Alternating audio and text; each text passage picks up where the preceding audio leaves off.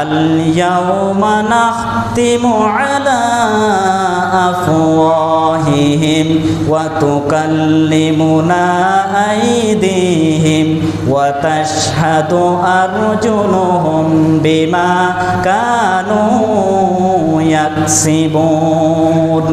আল্লাহ তাআলা সুন্দর করে জানিয়ে দিলেন, যারা দুনিয়ার মধ্যে অপরাধ করবে, দুনিয়ার মধ্যে ইসলামের বিরুদ্ধে কাজ করবে, তারা যখন কিয়ামতের ময়দানে উড্ডয়ন হবে, তখন তারা আল্লাহর কাছে বলবে, ওগো আল্লাহ, দুনিয়ার মধ্যে আমি ভালো ছিলাম, দুনিয়ার মধ্যে আমি নামাজি ছিলাম, মানুষের সাথে অন্যায়, অত্যাচার, নির্যাতন, নিপীড়ন এবং জুলুম চালাই নাই, ইসলামকে আমি পরিপূর্ণভাবে পালন করেছিলাম। আপনার ফেরেশতা আমার নামে বানিয়ে বানিয়ে মিথ্যা অভিযোগগুলো আপনার কাছে পেশ করেছে, আমি দুনিয়ার মধ্যে খারাপ কাজ করি নাই। তখন আল্লাহ রাব্বুল আলামিন তাদের মুখের মধ্যে তালা লাগিয়ে দিবেন, তারা মুখ দিয়ে আর কথা উচ্চারণ করতে পারবে না। তখন আল্লাহ রাব্বুল আলামিন তাদের হাত এবং পায়ের জবান খুলে দিবেন, তাদের পা এবং হাত আল্লাহর কাছে সাক্ষী দিবে, ওগো আল্লাহ, এই ব্যক্তিটি তার হাত দিয়ে মানুষদেরকে অত্যাচার, নির্যাতন, জুলুম চালিয়েছে, অন্যের জমির হক তারা বঙ্কন করেছিল, তারা তাদের ধন সম্পদ আত্মসাৎ করে নিয়ে ফেলেছিল।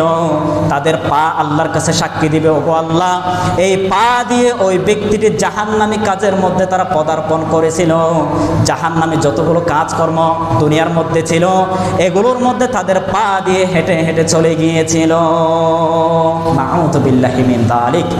আল্লাহ রাব্বুল আলামিন পৃথিবীর যত মানুষ দুনিয়ার মধ্যে উঠবে, কিয়ামতের ময়দানে উঠবে, তাদের মুখে তালা লাগিয়ে দিয়ে, তাদের হাত, তাদের পা, এর জবান খুলে দিয়ে তারা স্বয়ং নিজেরাই সাক্ষী দিবে আল্লাহর কাছে। সুবহানাল্লাহ।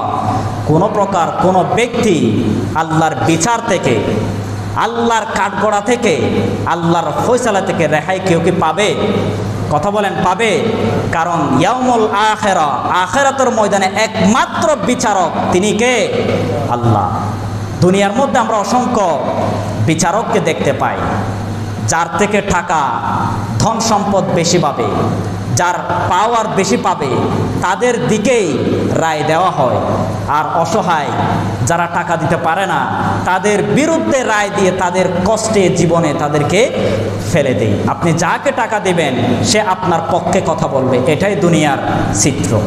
কিন্তু কিয়ামতের ময়দানে যদি বলেন, আল্লাহ, আমার যত ধন সম্পদ আছে আপনাকে দিব, ওই ব্যক্তিটি কোনো ধন সম্পদের মালিক ওই সময় থাকবে? কথা বলেন, থাকবে? 1 টাকা 1 বিন্দু পরিমাণ